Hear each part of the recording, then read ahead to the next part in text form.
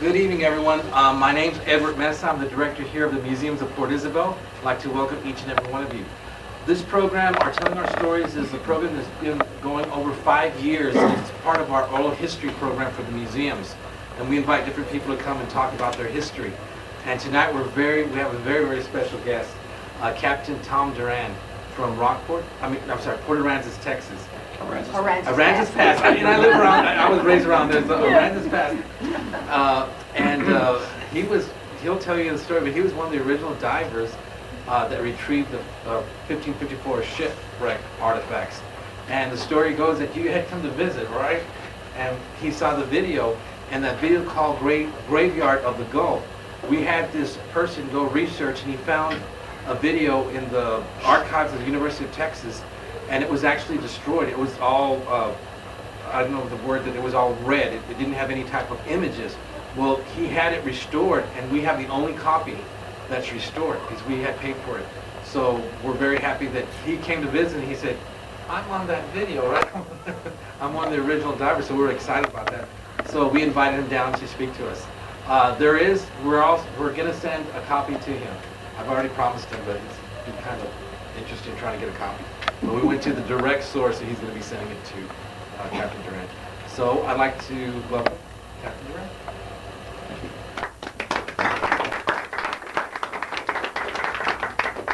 Thank you, Mr. Meza, and ladies and gentlemen. Thank you all for coming out tonight. I'm going to try to make this as informal and laid back as we possibly can, because that is my style. I think Mr. Meza wants me to, we're going to play the video just without some parts of it. And yeah, some parts of it I'll start, and you could just be talking. Sure, and what I'm going to do is I'm going to kind of give you a eyewitness account of what's actually going on in the film. The thing about all films, whether you watch them in a cinema or you watch them on the Discovery Channel, they've all been edited somewhat, and it really makes a big difference. Like if you ever go to a film festival and you run into some of the guys that are gaffers and and grips and people like that actually work with the directors, they can tell you a lot of really interesting vignettes about what really goes on when they make a film. And so what we're going to probably do tonight is something similar to that.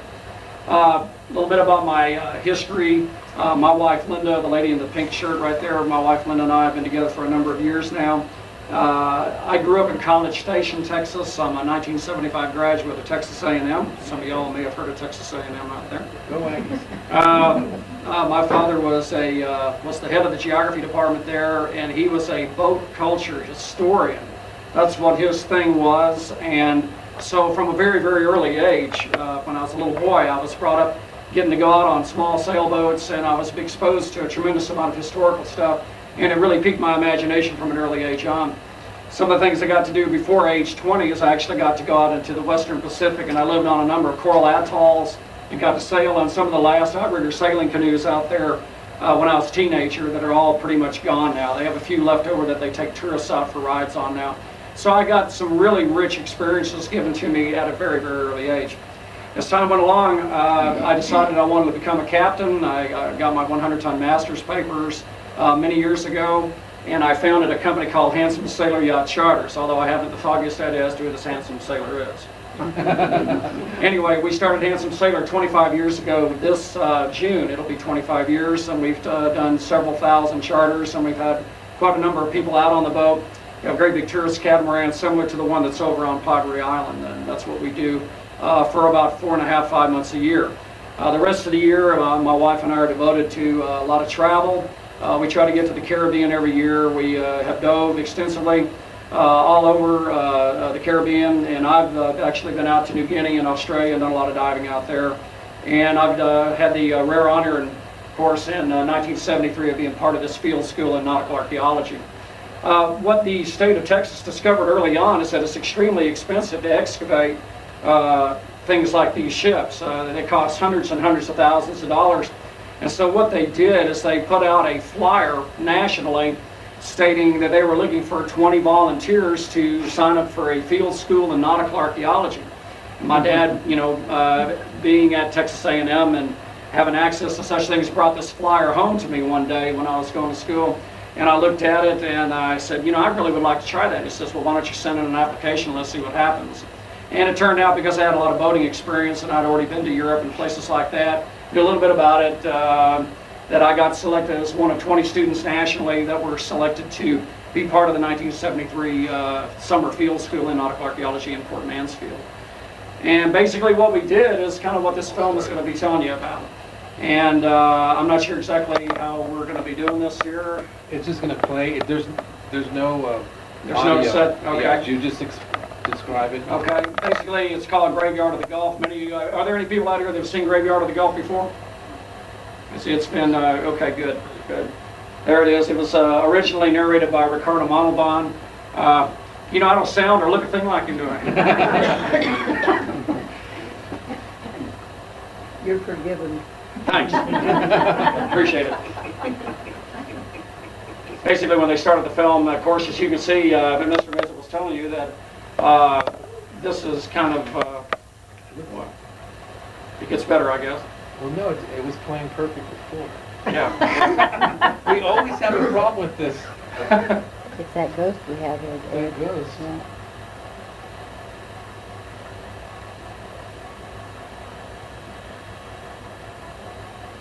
Of course, you know, the basic, settlement and conquest of the New World began a little over 500 years ago. And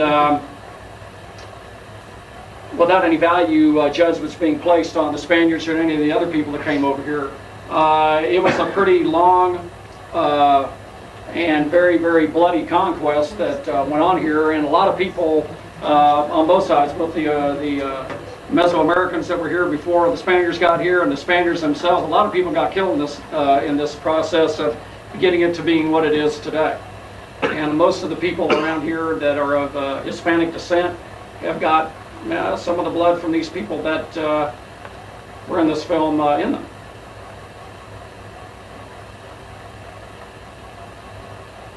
Obviously, we hadn't changed anything. It was wonderful earlier. This is the video we play all the time here. So Does it start like this at the beginning? it's going a little fast. Are you sure? Of course, the thing that the Spaniards were the most interested in, when they first came out here, is the stuff I'm wearing around my neck right here. This is gold, guys. Right here, here, here. Still has a lot of value. I don't know if y'all knew this statistic, but all of the gold mined since the beginning of time would fit into a cube that's 50 feet by 50 feet by 50 feet high. Did y'all know that? All of the gold in the world, that's the known world that has been mined so far, would fit into a cube. You can put it out in the middle of a football field and look at it. Now that would be quite a few 100,000 tons of gold and everything, because it's very heavy stuff. But it's a very, very scarce thing. And the Spaniards were really knocked out about it. And of course, you can see from these masks and everything, they were both made out of jade and gold. And of course, the first thing that Columbus found on Santo Domingo is when they came down, a few of these people were wearing gold amulets and stuff like that. And when he saw that, boy, he knew that he'd hit pay dirt, at least in terms of getting his future expeditions funded by the Crown. Here we go. Here we go. Tornado. No, that's actually a water spout. Tornado at sea, but it's not quite as bad, but it's still not much fun. Have you been in one? Excuse me? Have you been in one? Quite a few, actually. Oh, That's why my hair's so messed up. No, if you go out and if you're in the Gulf of Mexico in the summertime, the weather pattern here is, we have a lot of these big afternoon thunderstorms, and if you're out there quite a bit like I am, you're ultimately going to run into quite a few things like that. You're going to. A lot of people have asked me if I've been into it. Now here we go. Now we're starting to get into the film here. Sorry, and that's why we're going to skip right past it. Okay. Sorry. That right there. Okay, that's the research vessel Anomaly right there. That was the original research vessel we had, about a 40-foot diesel motorboat. And then this, of course, that's Clausen. That's the head honcho of the State Antiquities Committee at that time. He was the head marine archaeologist. And as you can see right here, all the students are trooping down to the boat. This is at Port Mansfield, right up the coast here, about 30 miles. And Port Mansfield has changed quite a bit from when this was made, although those condominiums over there are still there. What they would do basically is we get up in the morning and have breakfast, and we lived in 3 beach houses there in Port Mansfield. And then we drive around the harbor, around the cut at Port Mansfield, and we go and get on board the boats. And that's Clausen, and he would make announcement stating that we were heading out there to do our diving for the day. These are a couple of guys that I dove with, a guy named Jack Arion, a guy named Rhodey, and another guy, I forget what his name was, Taylor, I think. Was that an air compressor for the tank? That was probably, yeah, a Mako compressor for charging tanks. Yeah. Some of y'all are familiar with small 2 and 3 and 4 cubic feet per minute gasoline air compressors for charging scuba tanks. They work pretty well, but they're pretty slow. That's the biggest problem. One of the things that we would do when we got out there is they would put a couple of guys that weren't going to be diving that day. They put us filling tanks all day long. So we'd sit there refilling this gasoline engine, and we use a garbage can, and we get scuba tanks, steel 72 scuba tanks, drop them in the garbage can, and we sit there and listen to this thing all day long while the other guys are down there being Jacques Cousteau. Who's that posing? I don't know who that is up on the roof. When you see me, I'll be sure and point it out. Okay. Is there a particular reason that this left from that port? Yeah, it was the closest port to the dig. It was the closest port to the dig. Port Mansfield is about, well, it's on the other side of the Laguna Madre. It was about 9 or 10 miles out. Then we ran about 5 or 6 miles north of the Port Mansfield cut. And to this day, you can still find things like this over there on the beach, right here. This is a ballast stone off the San Esteban right here, or I would think that it probably is and everything. I don't know for absolutely certain, but it was found down there on the beach and it was given to me. So, okay, here we are. We're set up out there at the dig. I think during this section right here, we were towing a proton magnetometer. Do y'all know what a proton magnetometer is? No. I see a few heads going up and down. A magnetometer, all it is an instrument. You can see the readouts right there. It measures the magnetic field of the Earth, and things that have a large magnetic field, like ferrous materials, like iron cannons, like that one over there in that room over there, will show a very large spike. In other words, if it reads out 4,002, and then suddenly you go to 4,500 on this readout, you'll know that you're going over a steel object of some sort. And the way you find sunken ships like this is you actually find their cannons first. And a lot of the iron ballast that some of them had, they used to use old broken up cannons and old anchors, as well as stones like this right here. They would use them to help keep the boats upright, and when the boats would sink, all the ballast would fall to the ocean floor. And a lot of shrimpers actually would find ballast stones. They'd be dragging their nets, they'd bring up big rocks, and they'd be an igneous origin like this right here. When you find a rock like this on our Texas coast where there's nothing but sandy beaches, guys, you know that it came out of the bottom of a ship, because these kind of rocks are not found around here. They didn't wash down the Colorado River. So, here we are right here again. That's Clausen again, the director. And I forget who that guy was. That's not me. Not near good enough looking. No, those don't look like. This is the blower. Right here, y'all can see this very large, they call it Baby Huey. What that was is y'all can see how it's got a large shaft there. What it was is a ship's propeller at the bottom of this piece of tubing here. And what we would do is we would literally, once we got the anomalies to determine more or less where the shipwreck was, we would get this barge and we would lower that end down into the water and we would fire it up. That's the Discoverer. That's the barge that we employed to go out there and work on the rigs with, or work on the dig with. Anyway, what it would do literally is blast a hole in the bottom. It would blow all the overburden, which is primarily sand and shell. It would blow kind of like a bomb crater in the bottom. And what you find out here off the coast of Texas is that there's a lot of Pleistocene clay layers just underneath the sand. And what would happen is all these Spanish ships' artifacts would all go down through the sand layers, and then they'd lodge on the clay layer. That's where it would all be. And so what we would do is we would literally go out there and we'd blast holes in the bottom in areas that we thought were likely. Then we would go down with our scuba equipment, and the visibility was usually about right here, about 3.5, 4 feet. We'd kind of grope around in the dark until we found the ballast stones, and then we would get our faces down close to the bottom, and we'd start sweeping with our hands, and we'd start looking for any kind of artifacts that we could find, primarily stuff like, you could find stuff like this. This is a piece of lead sheathing that came off the hull. They use this to patch rotten places on the hull sometimes, and you can see the old square nail head was in this piece of lead right here. This probably came off the San Esteban, which is one of the 3 ships that we checked out when we were there. This is another one of the divers right there. His name was Bill. He was from Virginia. He was just a volunteer. He wasn't a student. He didn't receive any university credit from it. Anyways, y'all can see right here very readily, we would basically put on tandem rigs so we'd have maximum bottom time, and then we would go down there and we'd work. That's again Carl Clausen right there. That's J. Bartow Arnold, who now works for the Institute of Nautical Archaeology in College Station. That's where they're located. They're part of the Texas A&M system now. And they also have a lot of private endowments. These again are some more student divers right here. And you can tell from, if some of you people died, you can tell from looking at some of the gear here, this is not the latest modern kind of stuff. This is circa 1973. This is pretty old stuff, 33-year-old stuff. And you don't find too many full-face masks like that.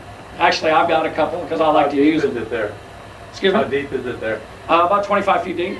Okay. And y'all can see from this underwater shot right here, taken by a guy named Pete Farmer, that the visibility was not really very good. This is actually down on the bottom. And notice see how he's fanning with his hands right there? That was part of what I did every day. We'd go down there with gloves on, and we would fan that overburden right there. And right here, you can see some of the ballast stones. Y'all see that? And these ballast stones are actually conglomerates of sulfur dioxide, iron oxide, rust, cannon, you just name it and everything. And we would bring them up in great big hunks and keep them wet. Then they would take them up to the Balcones Research Center, and they'd take them apart with like dental tools so they wouldn't mess anything up. They'd x-ray them. You go through a really laborious process to preserve them so y'all can see them like they are now. Again, that's Bartow Arnold right there. How'd you find it in the first place? We used a proton magnetometer. Went out there and we literally, we had heard rumors, and people have been finding coins on the beach north of the Port Mansfield Cut for many, many years, for hundreds of years actually. Ever since people have been out there on the island, people have been finding Spanish coins. These Carlos and Johanna 4 real coins. They've been finding them by the drove. And I'll tell you a little story about a coin here in just a few minutes that I found. Okay, this is underneath we put in some great big stakes in the bottom. This is kind of early nautical archaeology, and we would use a large tape. Y'all see that tape right there? We put a diver at one stake, and we'd have another stake here and another stake here, and we would triangulate the location of all the artifacts using 3 different measurements. If it was 10 feet from this one and 5 feet from that one and 7 feet from this one, you could pinpoint the exact position of any artifact that was down there on the bottom. From this time, also, some of the places where they had better visibility, they would lay down grids of PVC sewer pipe, half-inch PVC. They'd lay like a crossboard, checkerboard deal over the bottom there, and they would be able to use that to, actually, that may be me right there. I was going to say. Hard to tell, the guy down the water. Yeah. Any current in the area? Where we were working, there was not much current. Y'all see that right there? That's where we're actually mapping the area right there. Y'all see that large concretion that was shaped somewhat like an anchor. That's exactly what it was. It was a great big steel anchor that they had used for ballast. There used to be an old saying that Spaniards were not very good at building iron anchors, so there used to be an old saying, it's weak as a Spanish anchor, meaning that it really wouldn't hold up in a really bad blow. And again, these are some of those large cannons right there. Some of the barrel stave type that y'all got right over here in the museum is really neat. Clausen was 38 years old, Bartow was 25. Bartow's now 55 and I'm now 52. So when the other gentleman referred to me as a young man, I was really gratified to hear that. From our viewpoint. Say again? From our viewpoint. Yes, well, these things are all relative. Honey, he asked water temperature. Where's the water temperature? Water temp, about 80 degrees, warm. You must have been underwater. Yeah, they still wear wetsuits. Okay, now, right there, y'all can Yeah. see that artifact coming up right there? What is it? That was probably a concretion of some kind of iron, like possibly an iron device like this. This is a marlin spike right here. This is used to splice cable. This is my own personal one. And this is kind of a handy tool to have if you want to open up cordage. I'll pass that around if y'all want to see how heavy such things are. Things like that are what kind of get, all these, see all the concretions right here? They form around things like this. Wood doesn't hold up too well over the years underwater. It generally, unless it's buried in a hypoxic environment where it can't get oxygen to it, wood generally deteriorates pretty rapidly. Again, more underwater footage here. I'm not talking too fast, am I? Everybody following me all right? Okay. As y'all can see there, that ballast pile, it was really pretty large. As I recall, when I was down there diving on it, it stuck up off the bottom about as high as this table right here, and the main pile was like from here to that galleon replica right there. So what's that, 25 feet? It was about 10 feet wide, 4 feet high, and 25 feet long. That was the main ballast pile where the ship's hull went down and cracked open and spread everything out on the bottom. Y'all can see how we kept everything wet. One of the first things you got to do in nautical archaeological conservation is you got to keep everything wet. And this is an x-ray. Y'all see that? These are like ship's nails, things like that. They would find coins, nails, all different kinds of paraphernalia. You just never know, just everyday stuff. And like you can see in this concretion right here, you can see all the different items that were found up inside. Look at all that right there. All the nails and spikes and things of that nature. That looks like just a kind of a meaningless mass of coral, but it's actually got a very, really big archaeological record. I was there the day this came up. I stood there right there on the deck and watched those coins come up out of the water after being down for over 400 years. Wow. This right here was is that a silver disc? Yep, that's what that is. That's a silver disc. Back in the early days in New Spain and the colonies, what they would do is instead of making like ingots and everything, they would just scoop out a depression in the ground and they pour the molten silver. It would just make like a little round plate. That's how they used to store it. That's I think that's one of the stone cannonballs that came up. Yeah, that's what that is. They used to make cannonballs out of stone. Yeah, being a gunner back in those days was a hazardous occupation. Stones would blow up. Stones can blow up. Yeah, they can do all kinds of. The cannons used to blow up quite a bit. Guys would get blinded. Guys would get permanently tattooed from large cinders of gunpowder being blasted into their skin like tattoos, like this right here. Okay, there I am. Right there I am. So basically all we were was just a bunch of grunts, guys. This is what we did really well. We had weak minds and strong backs, and we could heave on line. What this is right here, this is a 30-gallon kerosene barrel that we'd emptied out. And as y'all can see, we passed a chain around it. And what we would do is we would open the bungs up. See the bung right there? Mm-hmm. We'd open the bungs up and we'd fill it with water, except for just so we give it a little shot of air so we could carry it around underwater when it had neutral buoyancy. We would take it down, and there'll be a shot here in just a minute of us actually re-inflating it underwater to lift one of the enormous concretions up off the bottom. You'll be able to see it here in just a second. It's a pretty primitive technology. There's nothing to it. Early day lift. Early day lift bags, that's exactly right. How many days did you work it? We were there the entire summer. We got there about the first week of June, and we were there until about the third week of August. And there it is right there coming up. It's been inflated with air, and up comes the concretion attached by chain to the bottom of that barrel right there. Yeah, that's a small cannon. I think what they call them, versos, I believe they call them. 8 pounder or something like that. You can see how that works. You just haul the barrel out, and then underneath it is the cannon right there. The thing about it, I was 19 years old at the time, and the thing that you can't really appreciate until you get to be an old man is what an incredible experience this was. For me, when I was 19, I thought, oh, this is no big deal. It's kind of neat. But when I look back at it now, it's one of the really most interesting things I ever did in my whole life. But life's not over yet. That's the University of Texas research vessel, the Longhorn, which is still at Port Aransas, Texas. They brought it down to bring up a large anchor that we had found, and you'll get to see some of the brief footage of me again bringing that anchor up. I'm going to dive in and get a piece of rope here in a minute. Any evidence there were other ships? There was actually 4 ships in the group of the flota that were blown in here. One managed to go, the San Andres made it into Havana, but the San Esteban, the Santa Maria de ECR, and forget the name of the last one. Those three are the ones that went aground and broke up right there on the reef.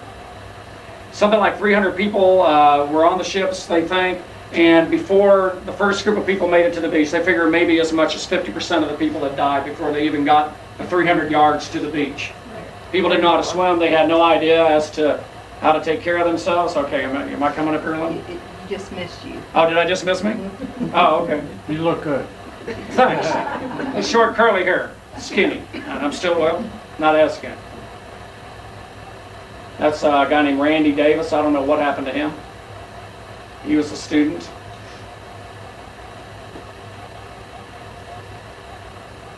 As y'all can see, like if any of you people are prone to seasickness, sometimes conditions are not exactly ideal to work. That's a typical 10 to 15 mile an hour south wind blowing there, and the chop is running probably 1 to 3 feet, something like that, on about a 10 or 15 second wavelength, or less, a 7-second wavelength, and you can get really nauseated really fast in the water with your regulator in your mouth. And I watch guys throw up through their regulators, which is not a pleasant thing to watch. Memorable, but not pleasant.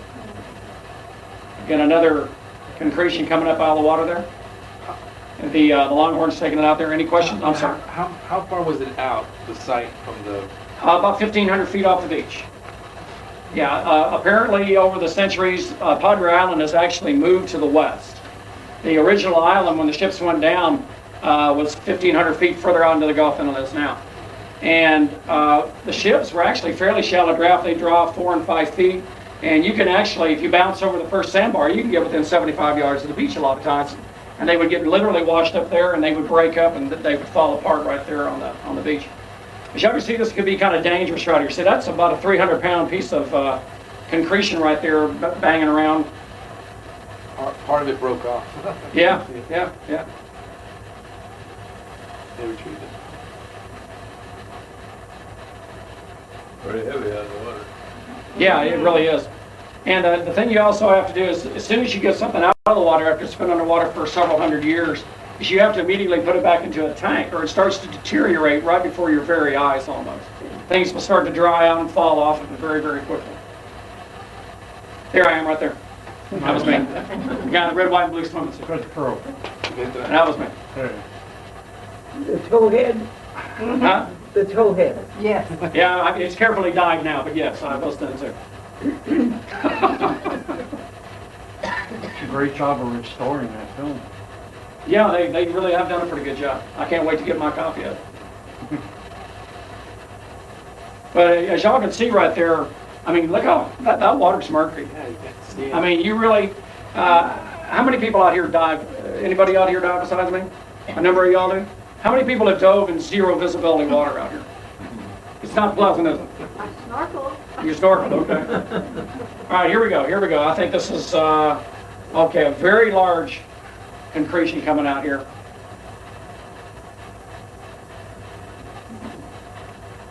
That's a guy named Jay Jennings, that's a guy named Randy Rhodey. And you see the anomaly, or the Longhorn really didn't have their booms far enough out to keep them scraping that thing up. Bang out the side of the boat. That's probably about, I would guess, 1,200 or 1,500 pounds worth of concretion right there.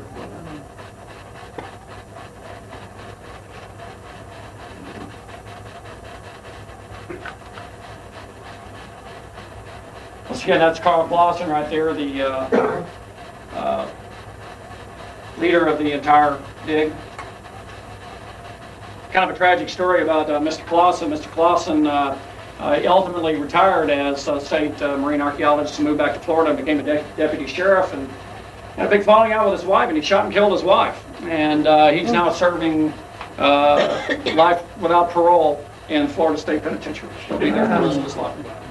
He was 38 years old then, and that's kind of a tragic end to him. And then the dive master, which taught us all how to dive, a guy named Denny Bowman, who was one of the gentlemen that jumped out of the helicopters to attach the flotation collars to the Gemini space capsules. Yeah. Denny Bowman was 70 years old, and he's passed on. So little by little, the old guard is going the way we all, sadly enough, end up going. But there's a few of us left, me and a number of other guys. And of course, here's a couple of anchors concreted together. Look at that, y'all. That's very, very heavy.